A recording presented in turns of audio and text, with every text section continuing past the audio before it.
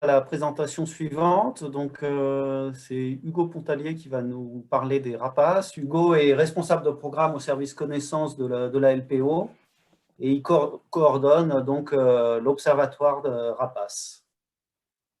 Eh ben, Hugo, c'est à toi. Bonjour à tous, et bien, merci de cette présentation. Je signale juste que je, je bégaye, ça s'entend dans la présentation, et pour ça, merci de votre indulgence. Merci. Caroline, tu peux lancer. Bonjour à tous. Vous avez sûrement déjà tous entendu parler de l'Observatoire Rapace. C'est l'occasion de refaire un point sur ce dispositif de suivi des rapaces nicheurs communs. On a vu hier et aujourd'hui que les programmes Bonjour à tous, Choc et Époque sont très bien adaptés aux passereaux, à la fois sur l'échelle spatiale, quelques centaines de mètres, et sur l'unité de comptage, mâle chanteur ou individu. Mais toutes les espèces communes ne sont pas des passereaux. Comme on peut le voir sur ces cartes, de la buse variable, le faucon cresserelle et le milan noir, qui sont trois espèces répandues et abondantes. Ces trois cartes ont été construites sur Faune France et sont consultables par tout le monde. J'ai utilisé la période mars à juillet 2020 pour faire ces cartes et les couleurs représentent les indices de nidification. Alors, les objectifs des précédents dispositifs sont les mêmes que ceux de l'Observatoire Rapace, c'est-à-dire déterminer les tendances des populations et estimer la taille des populations en nombre de couples nicheurs. L'Observatoire Rapace permet également de prédire la distribution sur le territoire.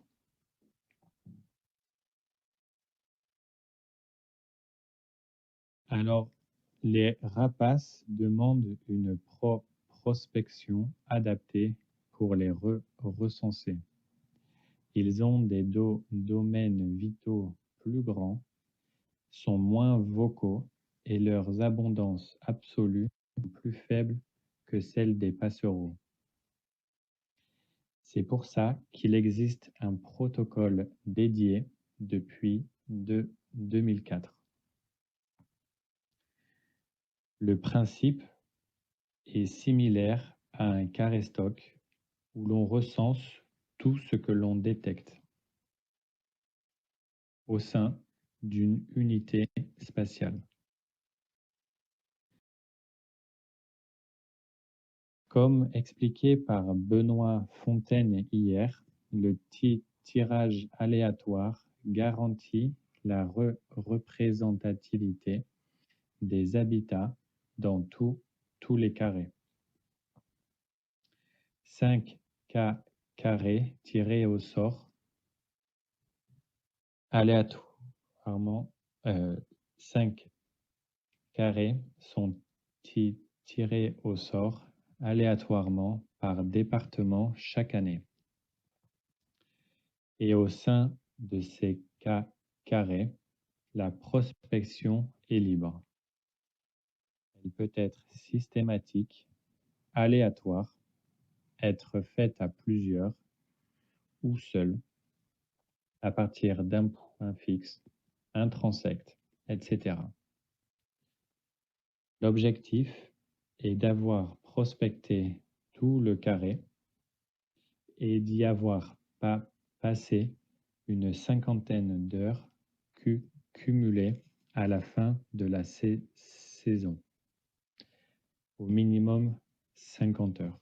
Ça peut être plus. Les données collectées par carré sont le nombre de visites, le nombre d'heures passées, le nombre de couples présents par espèce et par indice de reproduction et un indice de confiance dans le recensement. Cette synthèse est réalisée par le coordinateur de chaque carré et saisie sur le module dédié des sites Biolovision. Alors, je ne vais pas rentrer dans les détails, mais la chose à retenir ici est qu'il suffit d'une centaine de carrés prospectés par an pour obtenir des résultats robustes, c'est-à-dire un carré par département chaque année, ce qui est faisable et qui est fait dans de nombreux départements. Les analyses prennent en compte l'habitat dans les carrés, ainsi que l'autocorrélation spatiale présente dans les données.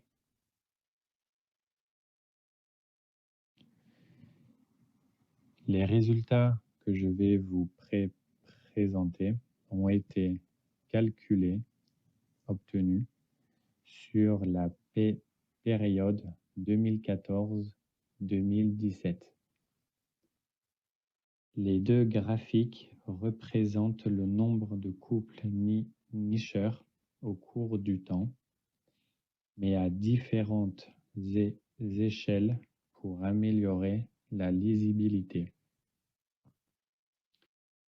On voit les 4 espèces les plus communes, abondantes, sont la buse variable, le faucon cresserelle, l'épervier d'Europe et le milan noir.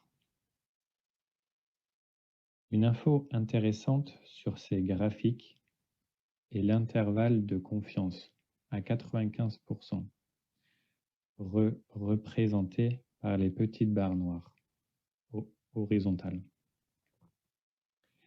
Ces intervalles de confiance ne sont pas nécessairement beaucoup plus larges dans les années de 2010 qu'en 2000. Or, en 2000, il y a eu 1230 carrés prospectés. C'est plus de 10 fois le nombre de mailles prospectées en 2014-2015 et en 2016-2017. La puissance de l'observatoire Rapace est d'arriver à des estimations robustes avec une centaine de carrés prospectés. Les astérisques désignent les estimations pour les années dont les modèles n'ont pas atteint un niveau de fiabilité suffisant. Ces estimations reflètent plus le manque de données que l'estimation réelle du nombre de couples nicheurs.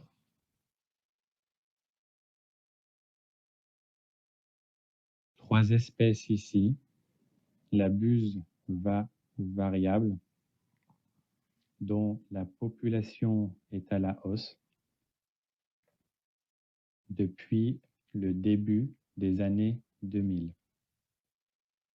Entre parenthèses, le rappel de l'estimation de la population en 2000-2002, calculée en 2015 avec la même méthode qu'aujourd'hui, c'est-à-dire en incluant les variables d'habitat. La bondrée apivore est stable depuis le début des années 2000 et le circaète a une tendance à la hausse. Il est intéressant de noter que pour la bondrée et le circaète, les tendances sont confirmées par les sites de suivi de migration.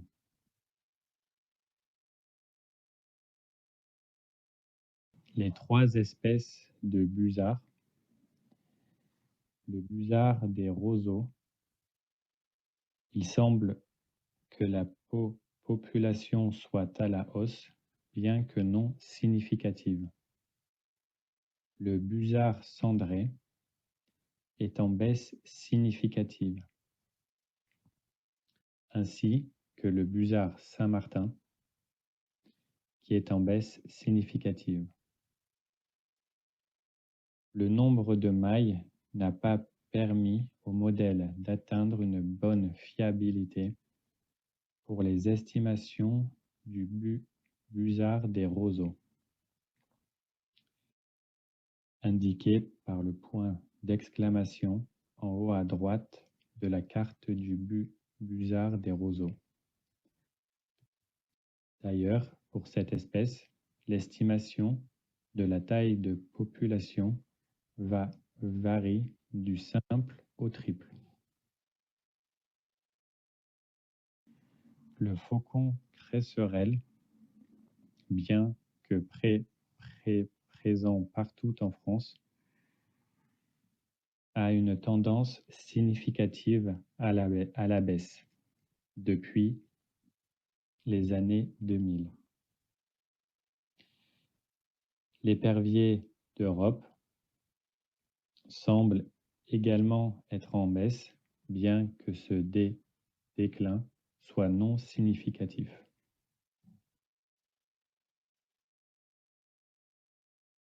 Et enfin, pour finir, les deux espèces de Milan qui sont à la hausse. Attention ici aussi, il y a trop peu de mailles pour atteindre une fiabilité satisfaisante, ce qui est visible sur les cartes, dont les limites représentent les artefacts de modélisation. Je vous joins quelques ressources dans cette diapo pour les personnes qui voudraient rejoindre le suivi. Merci à tous. Place aux questions. J'ai sûrement le temps d'y répondre quelques-unes à l'oral. Et pour les suivantes, j'y répondrai à l'écrit dans le questions et réponses.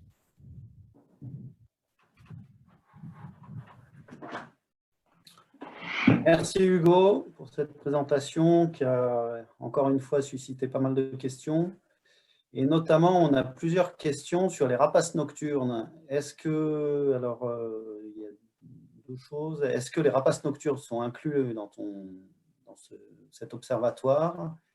Et est-ce qu'on peut faire des liens entre les tendances des rapaces nocturnes et celles des rapaces diurnes? Alors, c'est une bonne question. Les rapaces nocturnes ne sont pas concernés par cette enquête, par ce suivi. Tout simplement parce qu'il a été reçus avec les rapaces diurnes en tête. Et concernant la deuxième question, est-ce qu'on peut faire des liens entre rapaces nocturnes et diurnes? A priori, comme ça, on ne peut pas tirer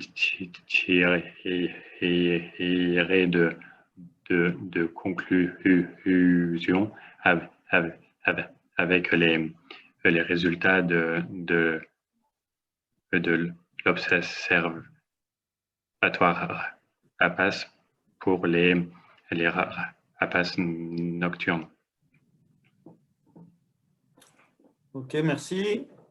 Et alors, il y a une autre question. Il y a plusieurs questions qui parlent des busards, et notamment une question disant bon, on a évidemment encore des efforts à faire pour la protection de ce groupe d'espèces, mais comment peut-on expliquer l'explosion du nombre de busards des roseaux en 2014-2015? Oui, alors ça, c'est évidemment, ça ressort. Si vous regardez bien le graphique, il a une petite étoile à côté de cette année-là pour cette espèce. Et en fait, ça, c'est uniquement un artefact de modélisation dû au manque de données pour cette espèce-là en 2014 et 2015. Donc, c'est plus un reflet du manque que de données qu'une estimation fiable. D'accord. Ok. Alors moi, j'ai une question. Pourquoi on a dû faire un observatoire rapace? Pourquoi on ne s'est pas contenté du stock pour ces oiseaux? Alors, comme je l'expliquais au début, ces espèces-là ont une écologie qui demande un protocole un peu adapté. D'abord, parce qu'en termes absolus, il y a moins d'individus. Il faut donc prendre une surface d'échantillonnage un peu plus grande. Et puis ensuite, les rapaces diurnes sont souvent actifs un peu plus tard dans la journée. Donc, à nouveau ici, il a fallu adapter le protocole. Ok, merci. Et une dernière question. Tu parles d'une saison pour l'observatoire rapace. Est-ce que ça correspond à l'année civile ou est-ce que c'est le printemps Oui, c'est une bonne question. En fait, ça dépend les espèces. Mais par exemple, à l'extrême, le gypaète commence à nicher en décembre. Mais de façon générale, la saison s'étale de février-mars et ensuite jusqu'à juillet-août pour arriver à détecter les jeunes, qui peut être un indice en plus dans l'indice de nidification.